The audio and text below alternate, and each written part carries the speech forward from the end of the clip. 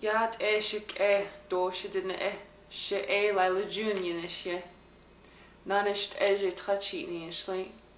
A do hashkai ne e bashishchin. Do ashi he deshiche Scandinavian dashinale.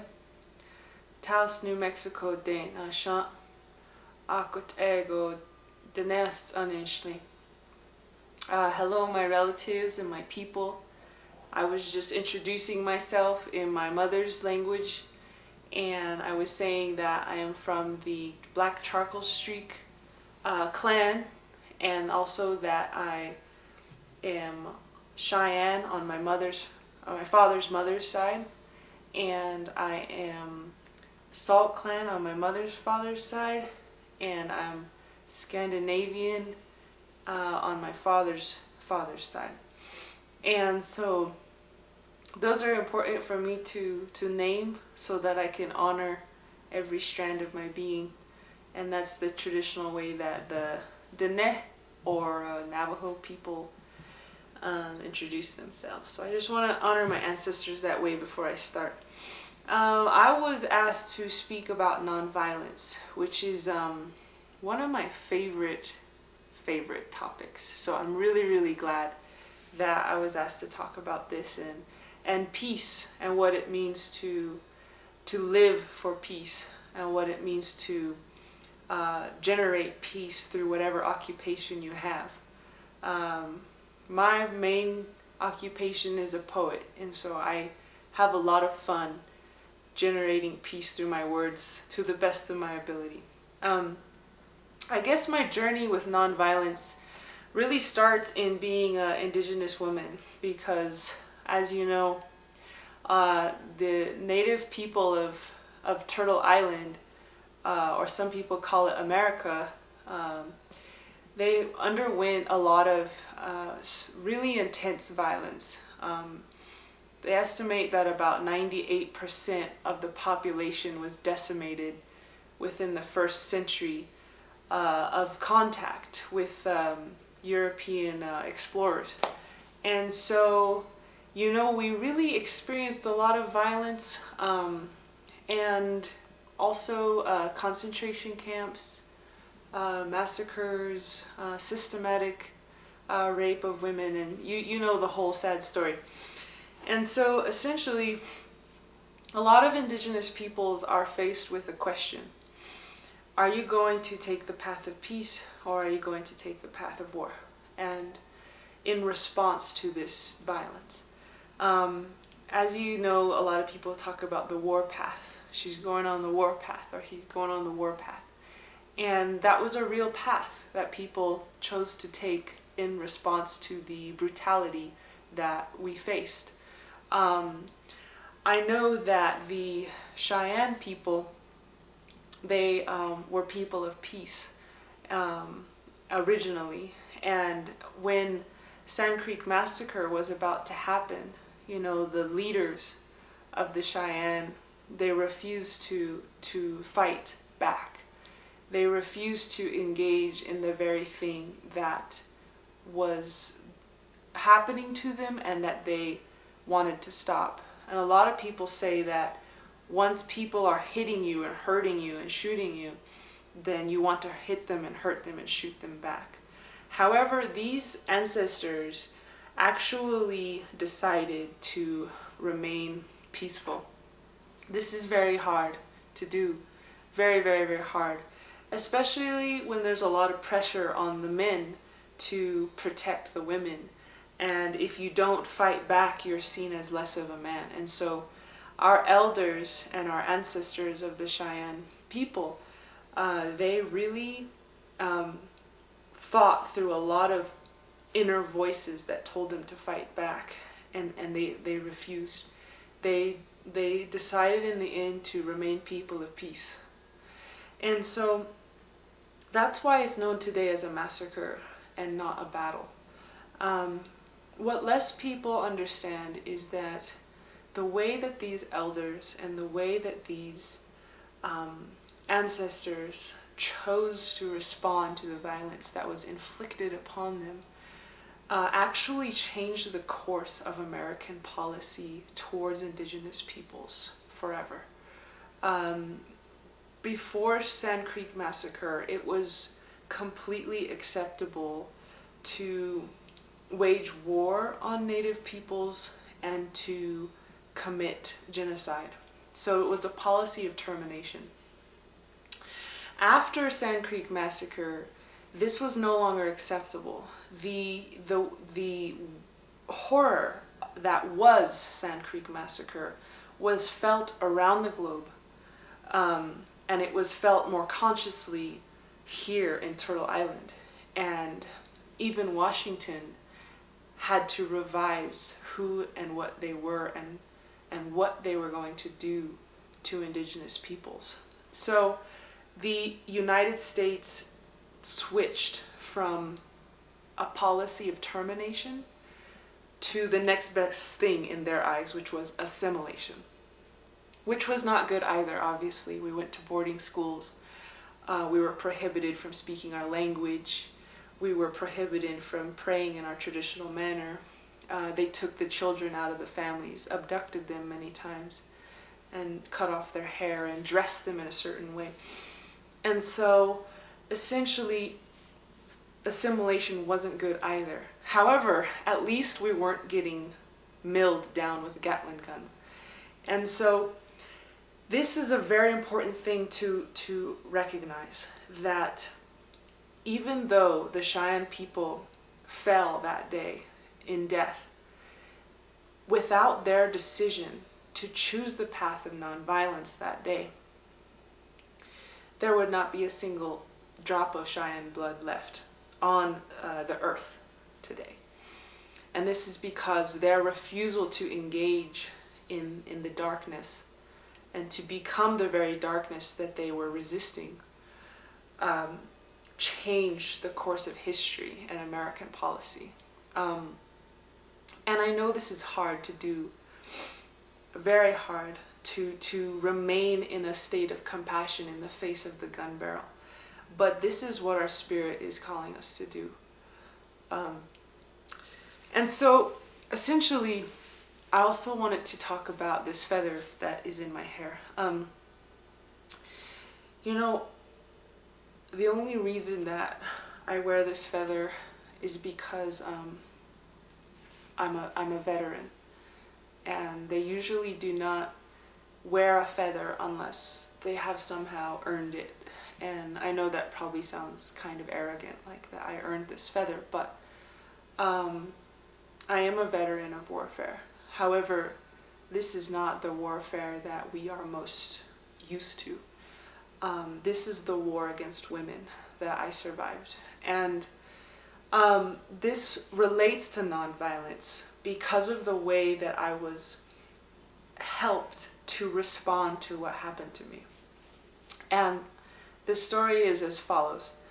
Essentially, when I was a young woman, I was routinely raped, which is actually common for most young women. Our society might not call it rape, because in our society, the only thing that's rape is when someone holds you down, maybe at gunpoint or something, or forces you. And the things I experienced weren't quite that overt, although sometimes they were. They were more like waiting till I was drunk, and then they started to pounce on me and completely surprise me, so I didn't know what to do. And so I just froze. You know, they say there's two responses to danger, fight and flight. But there's actually a third, and that's freeze. And animals do it in nature all the time when they're scared. They freeze when something's looking at them or a predator is near. They just freeze. And so that's what I would do, is when the men and women who raped me would launch at me, I would get so surprised that they would do this to me that I would just go into a complete shock and I would freeze. And I never wanted to do what they did to me. And yet I didn't have words to understand that this was rape, because it didn't fit into the conventional definition of rape. However, it was rape because it was something I had to do, or at least I thought I had to do, not something I genuinely wanted to do. And so this freezing, and since I didn't kick, and I didn't run away, it made me feel like I had cooperated in what happened. It made me feel like I had participated in what happened. And so that turned into a lot of shame, which is very common for rape veterans to think that what happened to them was their fault. And so this continued over my life, and it made me feel like a really bad person that I had participated or thought I participated in these violent and sometimes gross interactions. And that made me do drugs and alcohol even more to try and escape my shame and my embarrassment. And then when people see a woman on drugs or alcohol, they see her as an easy target. So I was raped even more. I've been drugged quite a bit as well, and also guilted into it. Like, oh, it's my birthday, this would really make me happy, like, don't you love me? Even things like that, when there was no drugs involved. But again, rape here is defined as have to, not want to. So there's many things that I did that I didn't really want to do, or that happened to me that I didn't want to do. Over the years, I started to delude myself that what was happening to me was not really happening. And I made it very pretty in my head. Like, oh, they're just doing this because they don't understand I'm uncomfortable. And I kind of rose-tinted who and what they were and what they were doing to me. And so there came a time when I could no longer delude myself that what was happening was okay, because I started to develop symptoms of trauma, where I was drinking every day, I was chain smoking cigarettes, I couldn't sleep very well, I was always wearing big sunglasses to hide my eyes because I just felt like such a horrible person. And I turned all the hatred that was going to be directed at these people who raped me, I turned it inward. And I went into a state of self-destruction. And so at this point, I basically saw that something was wrong, and I wasn't healthy, and everything wasn't okay. And that's when I got down on my knees, and I prayed for Creator to help me get sober. And once I started getting sober, I also started seeing and hearing from other people that I was not a bad person, that what happened to me was not my fault, and that in fact the world is full of people who would do this to me. So that's where the nonviolence comes in. Because at this point I started to understand that many people had selfishly overtaken my body for their own gratification. And I started to see that these people weren't as innocent as I made them out to be. It's not like they didn't know I was uncomfortable, or they just didn't know any better. I saw how they actually engineered the whole evening to get me into the position that they got me in.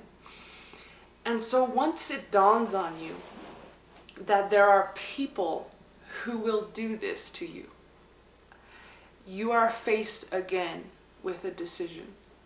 You are faced with a decision to take the path of peace or the path of war. The path of peace is a path of praying for those who harm you, in my opinion. The path of war is sinking into bitterness and hatred of these people. And so what my mentors at the time, who are still my mentors, helped me understand was that by praying for the people who brutally and aggressively harmed me, both men and women, that I was not only going to take a higher path, I was also going to heal myself. And so what I had to do was I would go out in the mornings and I would lay cornmeal on the ground, as is customary for my mother's people. And I would say a prayer for the people who had raped me. And I would say, Creator, even though these people have blatantly and selfishly overtaken me for their own selfish desires, I pray that you can give them a good life and that you can bless them with something beautiful and fulfilling that restores their sense of honor and restores their sense of joy. And in that moment, I would feel a weight lift from my shoulders, from my mind and from my heart, and from my entire being. And this is the feeling of hatred leaving the body. And it was this feeling that set me free and also restored me to my true nature, which is the nature of peace and compassion. And so forgiving does not mean that what someone did to you is okay. If anything, it means what they did to you was really not okay, or else you wouldn't need to forgive them.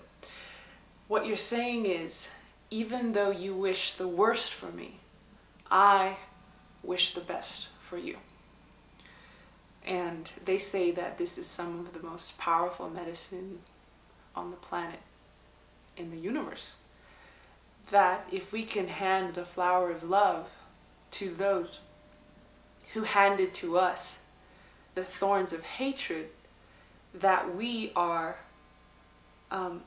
generating an opportunity for the whole world to heal.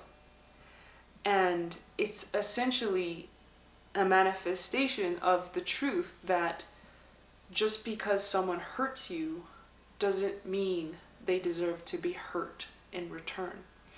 And that's why we pray for blessings for them. The Dalai Lama was asked at a certain point what he thought about the Chinese soldiers who came in and gunned down his people. And he told the reporter, I love the Chinese soldiers. And the reporter said, how on earth can you love these people? And he said, well, I love them even more because of what they've done. They need it the most. And that really made sense to me, because it is those people who have traveled farthest from their nature of peace and compassion that need our prayers the most. And so I don't ever have tea with these people. I don't invite them over for dinner. I don't see them in person because they're liable to still hurt me. However, from a safe distance, I do still pray for them, and I hold compassion for them.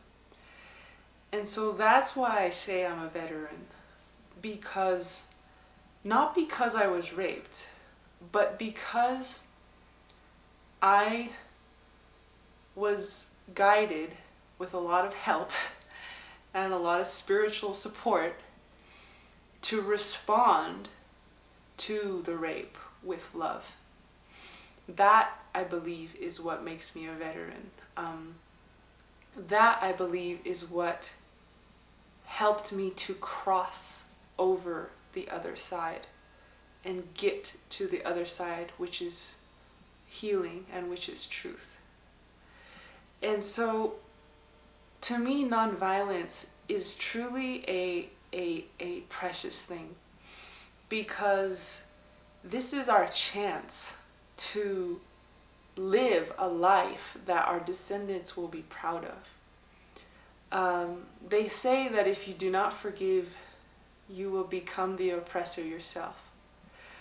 And we have seen that occur throughout history.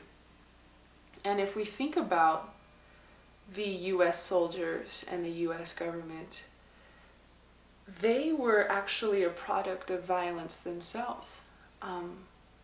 And the biggest and most relevant, I'd say, part of that violence was the attack on European Indigenous women. Because they estimate in the first and second millennia, 6 to 9 million women were raped, beaten, tortured, burned alive, and or drowned alive as witches.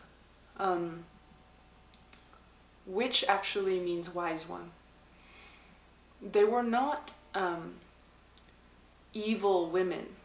They were actually the medicine women of Europe and the holders of indigenous European knowledge.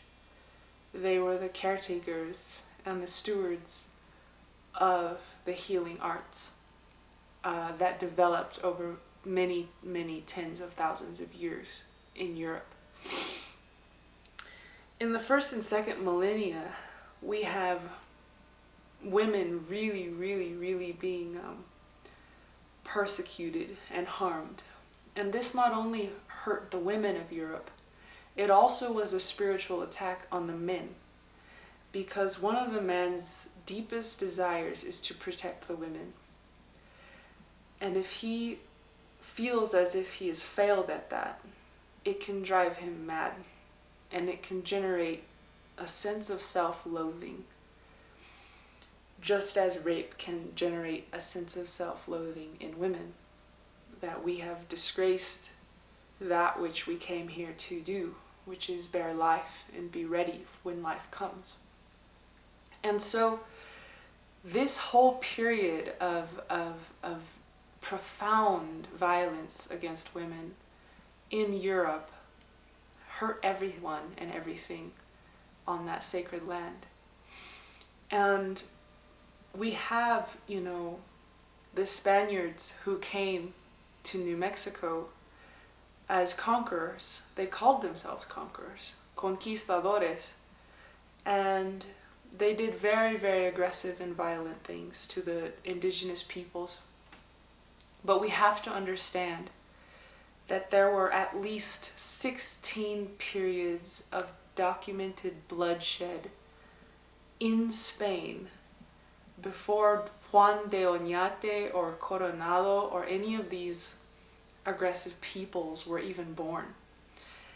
And these layers of bloodshed and warfare really set the stage for the conqueror mindset to be born. And so, essentially, we have to understand that Europe suffered and sustained enormous pressures of violence and warfare.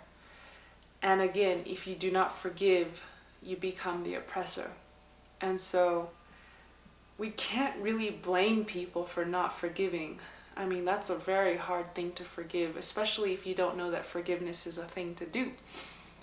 Or forgiveness is an important thing to respond with.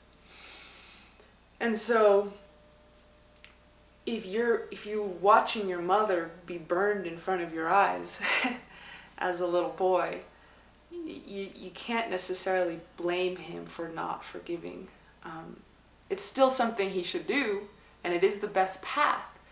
But our European ancestors sustained incredible hardships. And it is this poor and difficult land that they were raised in that gave rise to more imperial attitudes, where they came and washed upon these shores and began the bloodshed again. And so we as Indigenous Turtle Islanders, it's very important for us to respond with compassion to all that's been done to us, lest we also become a conqueror ourselves. And I was really raised in that whole scene, the American Indian movement scene, which isn't completely violent by any means. However, there were factions of this movement that condoned the use of weaponry and violence against the state. And this whole movement, not the American Indian movement, but the sub-movement to fight back with weaponry, is the context in which I was raised. And so I really had to think about this growing up. And it wasn't until I had the great pleasure and honor of meeting Archbishop Desmond Tutu from South Africa that I realized I could respond to things in a different way. Because Desmond Tutu helped me understand that the violence that occurs to us will only be magnified through more violence. However, if we respond with compassion and nonviolence, we snuff it out then and there. We might get killed in the process, hopefully not. And we should never place ourselves in the line of fire unnecessarily. But it is a way to create peace down the line.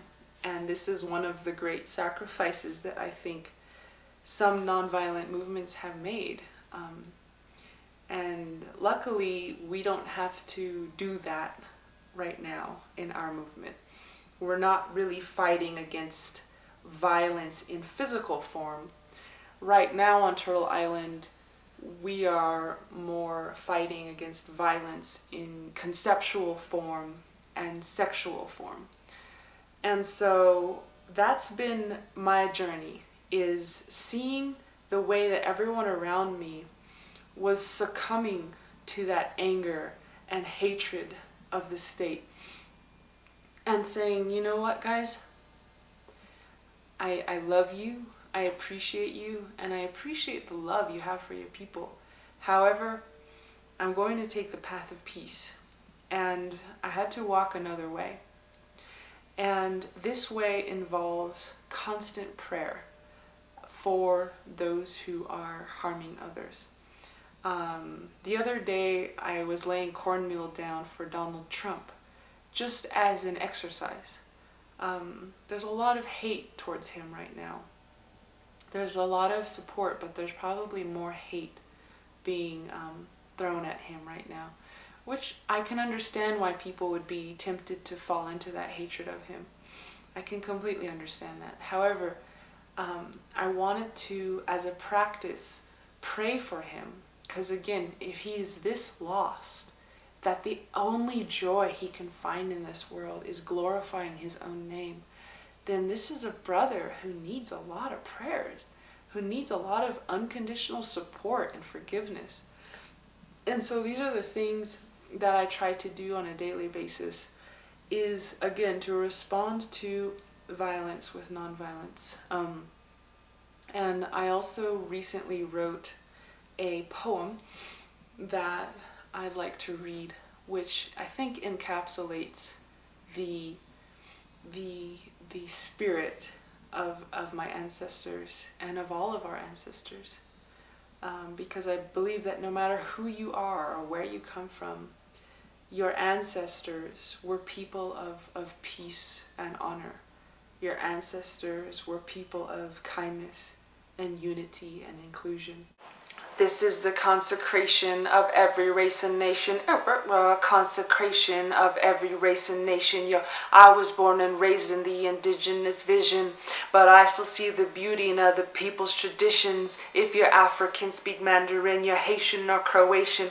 As far as I'm concerned, you are all my relations. The world is waking up, making spaces of inclusion, where every single culture is a part of the solution. So many paths we take, but we reach the same conclusion, that love is supreme and all else is illusion. So from this mother's heart, I've been praying for the future, a day when we bow down to the beauty of every human. You may not see it now, but your beauty is just booming. So my people, dry your eyes, cause the spring is coming soon, and like the many colored flowers of the meadow, we are blooming.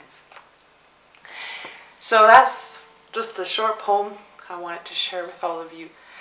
And just to talk about this idea that our Lakota brothers and sisters have of the sacred hoop, which is composed of the black, white, yellow, and red, and how this symbol was given to them long before they saw people of other races. However, now that all of us are here on Turtle Island, it's becoming apparent that this was a symbol of the unity of races. Some people call it a medicine wheel, but it's a beautiful circle with a cross inside that has one part red, one part yellow, one part white, and one part black. And this symbol is important because every segment is equal. None is bigger or smaller in this hoop.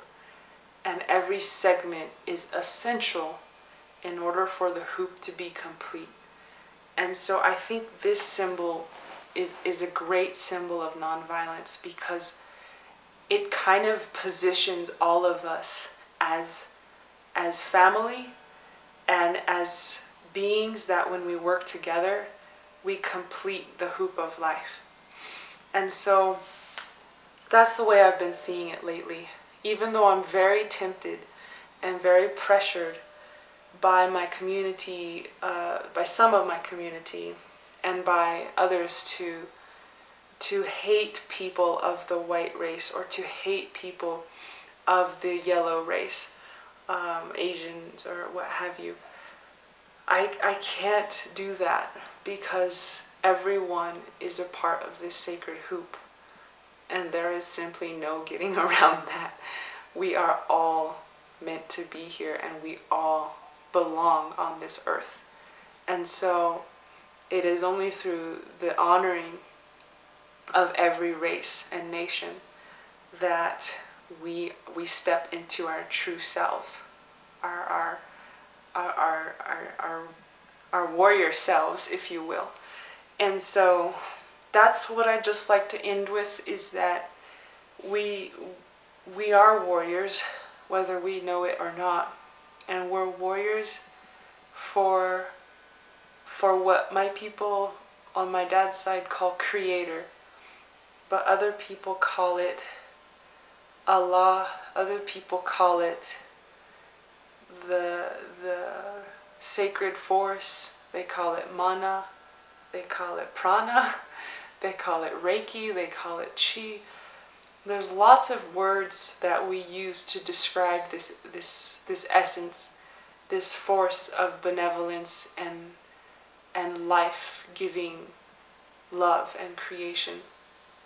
But we are warriors for this being and for this force. However, the only weapons we have to fight in this big battle occurring on earth as we speak are the weapons of truth, faith, and love. They're the only weapons you get. And those are the only weapons you'll ever need to win this war. And so this is really the thing I'd like to end with, is to say thank you for coming to this world to fight in this battle, to bring about the kind of healing that so many people need right now. So many people need our help right now. And thank you for being the warrior that you are and having the courage that you have to walk through each day. And my greatest prayer is that you will know that you are never alone, that you are never fighting this battle alone. Even if no one is around you, the ancestors are always with you. You are supported by a great army of peace and compassion and truth. And so that's something that we can call upon when we feel alone. And I would invite you to do so sometime, and you'll see how they will come. It's a subtle feeling for those of us who have not had opportunities to really develop that sensibility. But it is a feeling of peace, and it is a feeling of calm, and it is a feeling of courage and fearlessness that we do have the ability to make the change we want in this world, and that we do have the support we need to do it. So thank you for being who you are. Thank you for taking the time to listen to this. And I hope that these words can maybe help whoever knows in their heart that they are this warrior, but might not have the words to describe it. And so thank you so much for your time. I will end with one final poem, and then I will bid you all adieu. Until next time. Whenever that is. Okay.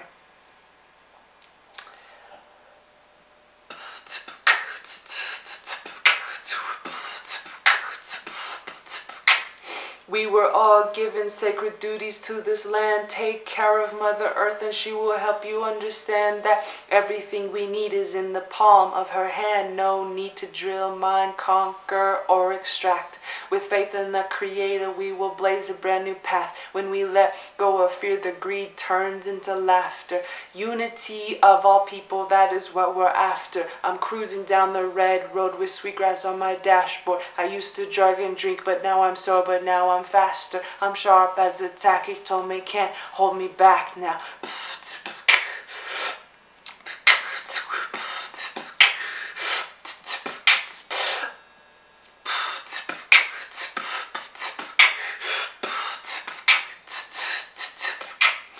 I just want to build a new world for my children with love, prayer, and unity. This nation is rebuilding up from the ash of genocide and division. Red, black, yellow, white as one, that's the vision. Every race participates in this new beginning. Sacred is the masculine and sacred is the feminine. Infinite, indigenous, continuous, deliberate. Nothing can stop the people once they got their intention set. Some people say that the land can be owned, but deep in our hearts we know it isn't so, 'cause we don't even keep this flesh or this bone. No, we can't take it with us on the soul's journey home. No, the only thing we keep is the lessons that we know. So when we wake from the slumber to remember we are one beautiful people under one beautiful sun, we must also release all claims to the earth, 'cause she don't belong to us, we belong to her.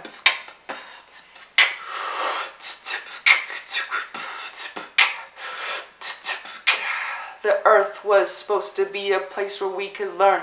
We pray to Pahasapa for a blessing on the world. We practice satyagraha because violence doesn't work. We pray for those who are injured and those who injure. Unconditional prayer for the whole wide world. We sun dance year round. Yeah, we let the sage burn, 'cause when we pray for the people, we will start to understand what it means to be true woman, what it means to be true man. Cradled in the arms of the sky and the sand, just a strand in the tapestry of the master plan. 'Cause together there is nothing that we cannot achieve. Together there is nothing that we cannot achieve. Find love, find healing, find unity. Honjon nahasni, honjon nahasni, honjon nahasni, honjon nahasni. So thank you all for your time.